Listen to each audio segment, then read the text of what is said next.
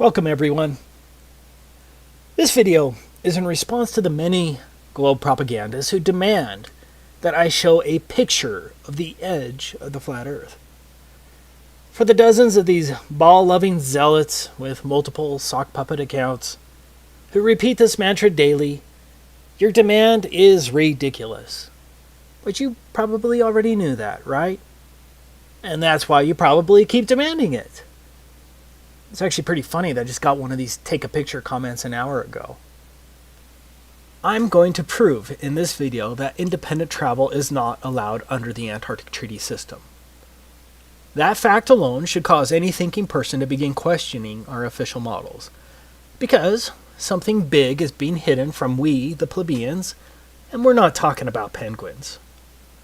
For most flat earthers, based on the information that we can reasonably gather, Antarctica constitutes the outer rim of the known world. In other words, Antarctica is likely the shoreline to all of the world's oceans. Like a ring magnet, north constitutes the center of our flat earth map, and south is every direction away from the northern center. And before I get a dozen comments claiming that such a magnet is impossible, here's a ring magnet shown here. Notice that south is in every direction away from the center north magnetic pole. This is where the 60th south parallel is on a Mercator map. This is the 60th south parallel on a potential flat earth azimuthal equidistant map. It seems that Antarctica constitutes the circular shore of the known world. So, demanding that I take a picture of a possible edge of the earth, if any, requires me to not only travel below the 60th south parallel, represented by this circle, but also to cross the entire breadth of Antarctica. According to official numbers, Antarctica has a diameter of roughly 3,400 miles, and so that means our trek will include a long boat ride for hundreds of miles below the 60th south parallel, plus a minimum 6,800-mile round-trip hike across Antarctica. That's assuming the official model is correct. Maybe we could fly to one of the ceremonial pole areas, but that would still leave at least a 3,400-mile hike. In addition, we wouldn't know for sure whether the plane trip itself was interfering with our results, since the pilot would have to follow a designated path outlined by the Antarctic Treaty System, and who truly knows what direction that is until we get there. In order to be fully confident, we would really need to stick to the ground and have control over our own pathway, where we can control our direct southerly route opposite of the northern magnetic pole. Now, whether Antarctica is a smaller continent next to the outer rim, or whether Antarctica is indeed the shoreline of the known world, I don't know the answer. Flat earthers don't have a government budget to spend $1 billion to hire hundreds of cartographers and fleets of boats and planes to map the entire world. But even if flat earthers had the money, we would still run into the Antarctic problem, which is the point of this video. So, what is the Antarctic problem? It is the fact that independent travel is not allowed below the 60th south parallel in any reasonable manner to make any determination as to whether Antarctica is the shoreline boundary circumscribing the known world, or whether Antarctica is simply a continent a little north of the true but unnamed southerly shoreline of the Earth's oceans. For all we know, Antarctica may be an infinite plain that is uninhabitable at further distances. Again, we don't know. But, as I will describe in this video, I suspect that Antarctica is the shoreline circumscribing the known world due to the unbelievable restrictions placed on travel there. Excluding a couple of questionable claims, the total lack of north-south circumnavigation only proves the same. But if I'm not allowed by our governments to independently travel below the 60th south parallel and then to traverse Antarctica over 6,800 miles, then I cannot take a picture of a theoretical edge, dome, or those other lands beyond the South Pole, whatever the case may be. But you probably don't quite grasp how much area is really being blocked off under the Antarctic Treaty System. Let's look at it from the alleged 60th north parallel, because this will give you an idea of the tremendous area blocked off to independent exploration. This is the area of the 60th north parallels. As you can see, the 60th North Parallel includes all of northern Canada, Alaska, much of Russia, including St. Petersburg and other major cities, Finland, Sweden, Norway, Iceland, Greenland. It is huge. Now, why in the world is this much area blocked off at the south? Do you really think it's because of penguins?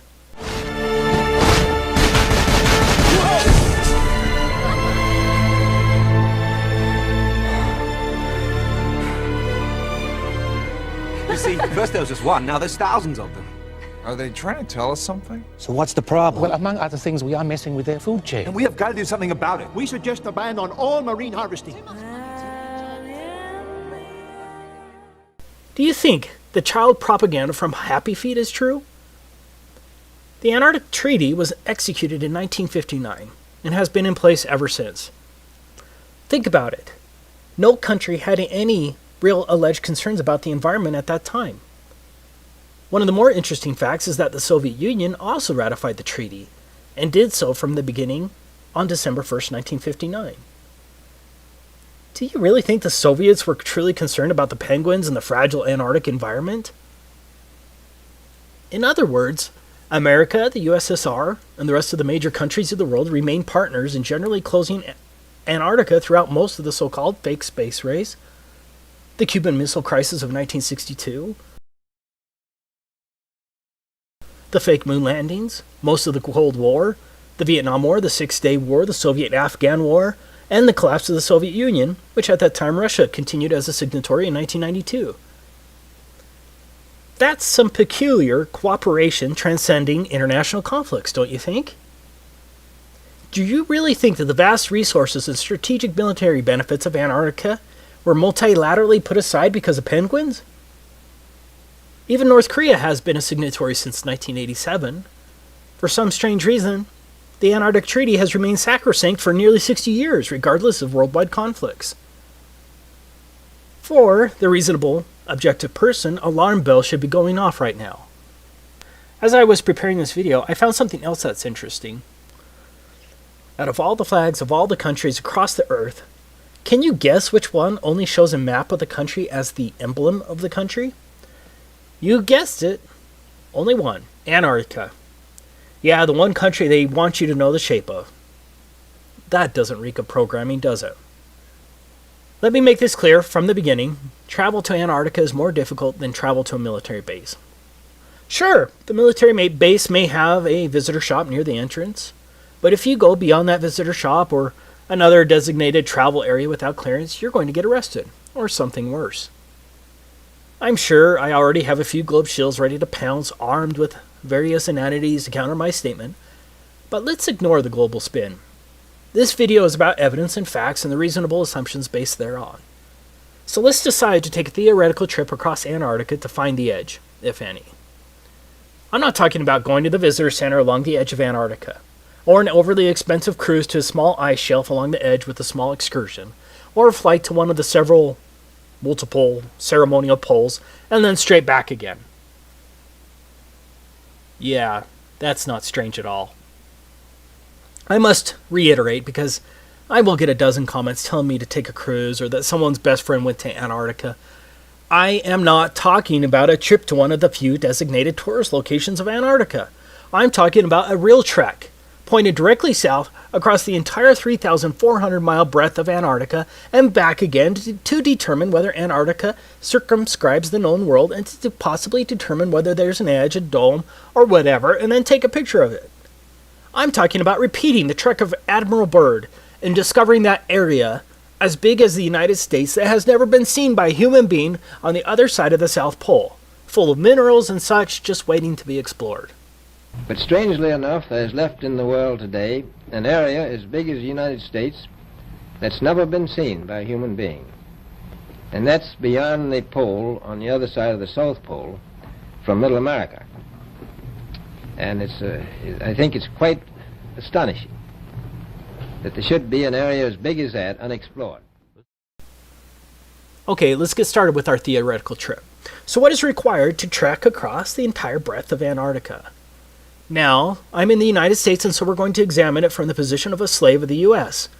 But the rules are going to be the same for all 53 signatory countries of the Antarctic Treaty, and everyone else, since these countries all enforce the same provisions. To begin with, we need to understand that anything below the 60th south parallel is referred to as the Antarctic Treaty Area. What does that mean? That means I'm generally not allowed within hundreds of miles of Antarctica, from approximately 400 to 900 miles, without obtaining a permit to do so. Now, the U.S. government has recorded that some sailors have seen the mountain ranges of Antarctica at 300 miles distance while sailing. Of course, 300 miles should be impossible on the globe with a curvature drop of 11.4 miles, but the 60th parallel is between 400 and 900 miles away from the shoreline of Antarctica. Even under a flat Earth, that's a lot of lower atmosphere to see through, also referred to as atmospheric extinction factor, and a lot of angular size reduction. Despite the claims of the ignorant globe zealots, you can't see through that much lower atmosphere. In other words, I can't even see Antarctica from the ocean without first obtaining a permit from the U.S. State Department, or whatever department that controls that in your country. Taking a trip to the 60th South Parallel isn't going to accomplish anything, and so we're stuck with getting a government permit. So let's go through the steps to obtaining a permit from the U.S. State Department. This is the handbook of the Antarctic Treaty System. These are the rules that govern all signatories to the treaty. We'll be citing to it regularly as it lays down the rules that govern the Antarctic Treaty beyond the fluff of the treaty language itself. Most importantly, we're going to look at the rules governing non-governmental activities located here, and some of the rules regarding the protection of the environment located here. Now, as a U.S. slave, this is the first form you'll have to submit to get approved to travel to Antarctica. The form itself seems rather innocuous until you understand exactly what is involved in the application process. In summary, Antarctica is treated as a giant natural reserve. Like a military base, all activities and pathways in Antarctica must be approved. This is unlike any other area in the world, except maybe a place like North Korea. So, when I say that no independent travel is allowed below the 60th South Parallel, I'm stating an admitted fact well recorded as international law. The protocol states, as a matter of principle, that all activities are to be planned and conducted on the basis of information sufficient to evaluate their possible impact on the Antarctic environment and its associated ecosystems, and on the value of Antarctica for the conduct of scientific research. Organizers should be aware that the environmental protocol requires that activities shall be modified, suspended, or canceled if they result or threaten to result in impacts upon the Antarctic environment or dependent or associated ecosystems. If you visit Russia, with a Russian visa for example, are you limited to one particular neighborhood and certain pathways? For those who visit America as a tourist, are you restricted to New York City? Or are you generally allowed to travel around America? No one is just allowed to travel around Antarctica. All of your activities, vehicles, and pathways must be approved, but it gets much worse. Now, how many genuine people watching this video think that the purpose of seeing the edge, the dome, or the extended plain beyond Antarctica would be approved by the U.S. State Department and the other myriad of agencies? Are you ready to litigate the matter when some State Department official arbitrarily says something like, "I think your expedition is frivolous and would be too damaging to the environment, especially in the light of the frivolity of the expedition"? I don't think a court will overturn that decision, especially when treaty law supersedes any rights you may think you have. So, we're going to have to come up with some fake expedition that will somehow get approved. Let's say we're a tree-hugging Luciferian geologist conducting a comprehensive analysis of the global carbon footprint on Antarctica and its flora and fauna. I think that sounds plausible, and so we could hypothetically fake our way in with respect to our purpose, but it will be tricky. Okay, I'm not advocating that anyone break the law. This is all theoretical. That brings us to the next point. Entire swaths of land are entirely off limits to all travel. These are called specially protected areas. It's pretty much guaranteed that no one is going to get a permit to go through a specially protected area. If my math is right, that's 1,373 square miles that are allegedly specially protected areas. You can see the maps on the websites, but I don't have time to plot all of them. Now, I agree that's not huge in comparison to the total alleged area of Antarctica. But I believe there's a distinct possibility that those swaths of land could be coordinated in such a way as to prevent me from going through Antarctica easily. So, right from the beginning, my route may be extra hard, especially if mountain pathways are blocked and the areas are much larger than claimed due to likely globe distance shenanigans. But let's go ahead and assume we can navigate around those prohibited, specially protected areas. Next, no motorized equipment is allowed at all for non-governmental personnel. Page 308 states, do not use aircraft, vessels, small boats, or other means of transport in ways that disturb wildlife either at sea or on land.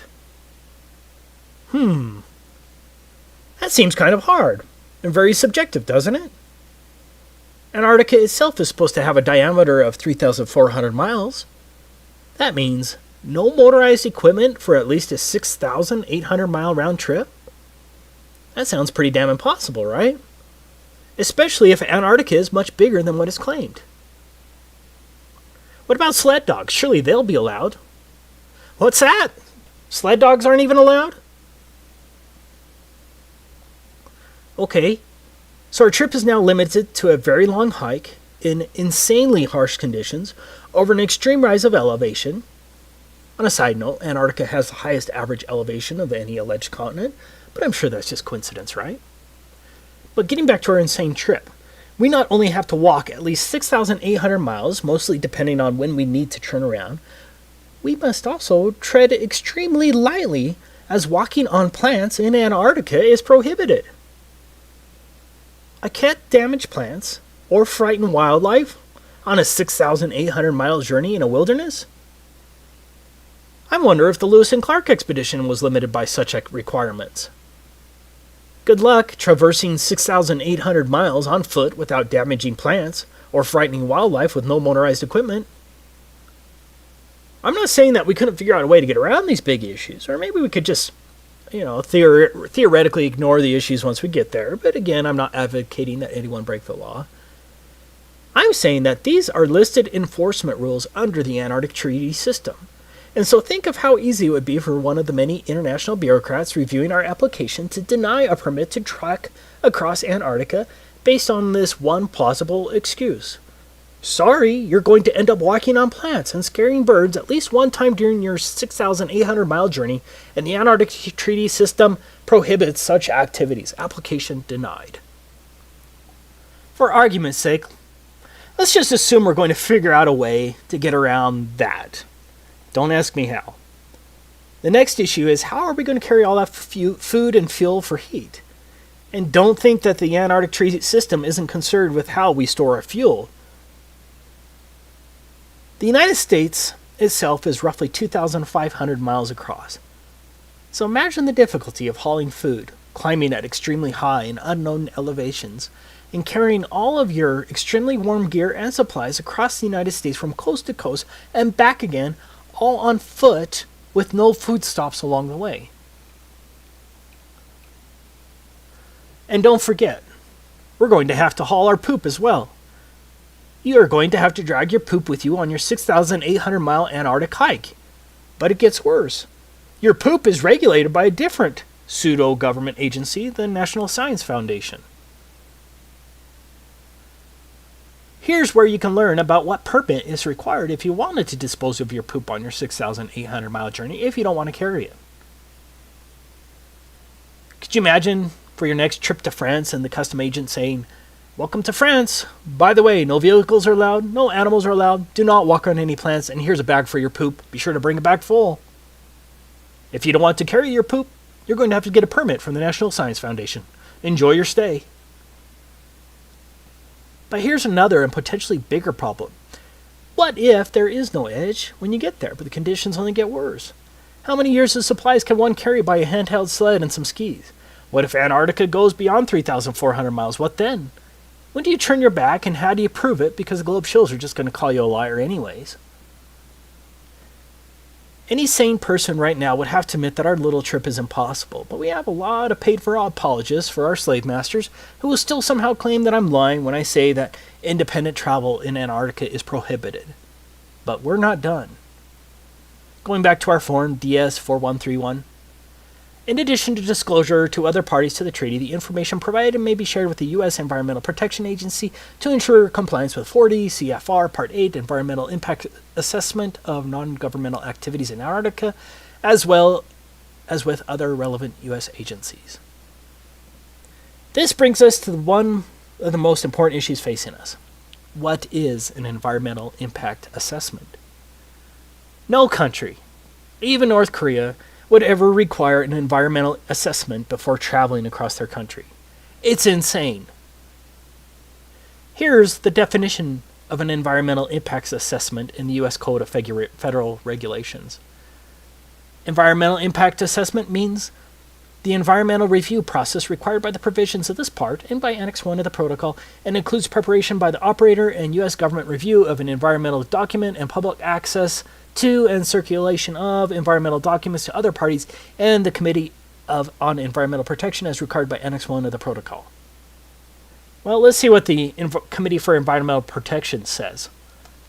Article 8 of the Protocol requires the parties to conduct environmental impact assessments for the Antarctic activities and provides 3 levels of assessment according to the potential impacts of each activity. The procedures for environmental impact assessment are detailed in Annex 1 of the Protocol. If a proposed activity is determined in a preliminary stage of assessment to have less than a minor or transitory impact, it may proceed. If an activity is determined as likely to have a minor or transitory impact, then an initial environmental evaluation must be prepared. If an initial environmental evaluation indicates the potential for more than a minor or transitory impact, or if such impact is otherwise determined to be likely, a comprehensive environmental evaluation must be prepared.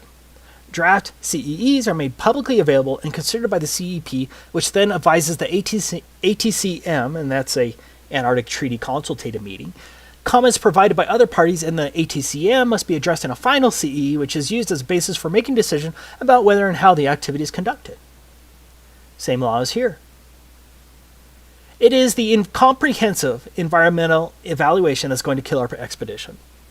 Here's the regulation, and this applies to all signatories, including North Korea. Any operator who plans a non-governmental expedition that would require a CEE must submit a draft of the CEE by December 1st of the preceding year. Within 15 days of receipt of the draft CEE, EPA will send it to the Department of State, which will circulate it to all parties to the protocol, and forward it to the Committee for Environmental Protection established by the protocol, and publish notice of receipt of the CEE and request for comments on the CEE in the Federal Register, and will provide copies to any person upon request. The EPA will accept public comments on the CEE for a period of 90 days following notice in the Federal Register. The EPA, in consultation with other interested federal agencies, will evaluate the CEE to determine if the CEE meets the requirements under Article 8, Annex 1 to the Protocol and the provisions of this part, and will transmit its comments to the operator within 120 days following publication in the Federal Register of the notice of availability of the CEE. So, now, I'm sure most of you probably just went brain dead when I read that, so let me explain it. First, our CEE, that's our Comprehensive Environmental Evaluation, must pass the EPA's initial review. Not an easy task. Next, the Department of State, along with its Office of Ocean and Polar Affairs Bureau of Oceans, Environment and Science, must review it. Next, it will be sent to all parties. That's 100 countries, by the way. Next, your assessment must be approved by an international bureaucracy called the Committee for Environmental Protection. After their highly unlikely approval, the EPA will then publish it in the United States Federal Register. Now, why would they do that? Because any supposed private tree-hugging group can now sue to stop you from going there. Once that is done, assuming you haven't been sued, then the EPA, along with all of the other interested federal agency, whatever the hell that means, evaluates it again. Do you realize the amount of legal work this would entail? Do you realize how easy it would be for any one of hundreds of entities or thousands of bureaucrats to halt your expedition? Again, this applies to all countries. One person in the comments of my last Antarctic video claimed that it wasn't necessary in the United Kingdom. Well, he lied. The Environmental or Madrid Protocol is part of the Antarctic Treaty System and applies to all countries. Here is the requirement on the UK application if you're interested. As explained above, for every person in the United States who wants to get a permit to travel across Antarctica, has to first submit the environmental impact assessment to the EPA. You know, the freedom-loving EPA. Beware! Beware! Time is short! EPA! EPA! EPA! Believe me! Believe me!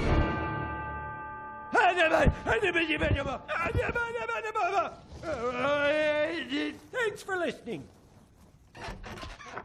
Lost them, sir. Well, then you find them, and you get them back in the dome. And to make sure nobody else gets out, I want roving death squads around the perimeter 24/7. Do you know what the environmental impact statement costs? This is very similar.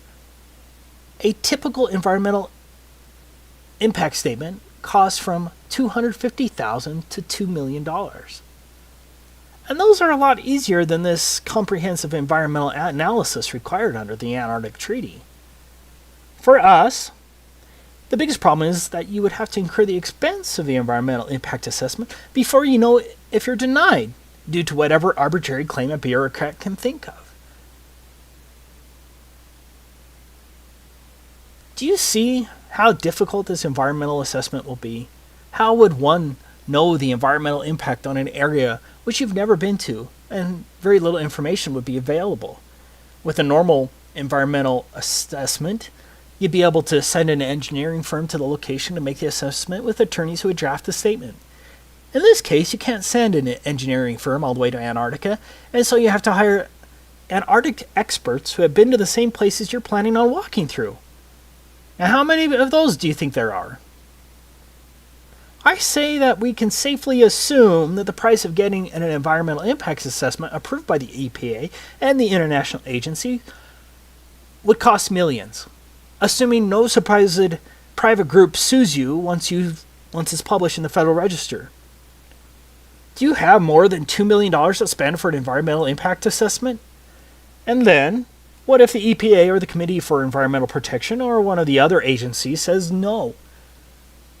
Maybe that not enough information was provided. Are you ready to spend another $2 million to fight that in court? But you still have to have your purpose approved. Do you see the problem there? You would likely spend millions on getting the environmental impact statement, only later to have some official at the International Committee for Environmental Protection reject your purpose in Antarctica. You would truly gamble millions in this silly endeavor. To learn more about the environmental assessment procedures with the Committee for Environmental Protection, you can research it here. See also, let's get to the final issue we're going to run into. 7 countries claim territorial rights to various parts of Antarctica. Argentina, Australia, Chile, France, New Zealand, Norway, and the United Kingdom all maintain territorial claims in Antarctica. I did find it interesting that the USSR never claimed territorial rights to Antarctica. Yeah.